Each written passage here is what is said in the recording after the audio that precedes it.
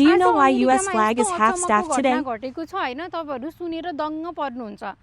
अनि त्यो चाहिँ के हो भन्दाखेरि हैन, माथि हेर्नुस् त के भइराको छ, झण्डा चाहिँ आधी झुकेको छ। त्यो चाहिँ किन होला भनेर म त दङ्ग परे। फेरि यहाँ मात्रै हैन, यो भन्दा अगाडि चाहिँ म चिकफिले गएको थिएँ हैन, चिकफिलेमा अनि म्याकडोनाल्ड त्यो अगाडि चाहिँ त्यता अगाडि भएको सबै फ्ल्याग झण्डाहरूको चाहिँ आधी झुकेको थियो के। अनि के कुरा थाहा पाएँ भन्दाखेरि यहाँको चाहिँ एकदमै ठुलो म्युजिसियन जसको नाम चाहिँ डली पार्टन हो हैन, उसको चाहिँ डेथ भएको छ। ऊ चाहिँ अमेरिकाको एउटा नेसनल फिगर हैन, एउटा नेसनल आर्टिस्ट भएको भएर चाहिँ उसको रेस्पेक्टमा चाहिँ यो चाहिँ झण्डा चाहिँ यहाँ अमेरिकामा चाहिँ हाफ झुकाएको रहेछ हैन। त्यो चिज चाहिँ मैले फिगर आउट गरेँ।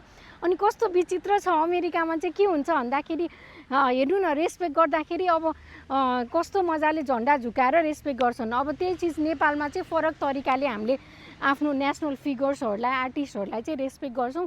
यो चाहिँ नेपाल र अमेरिकाको फरक कुरा हो। हजुरहरूलाई चाहिँ कस्तो लाग्यो?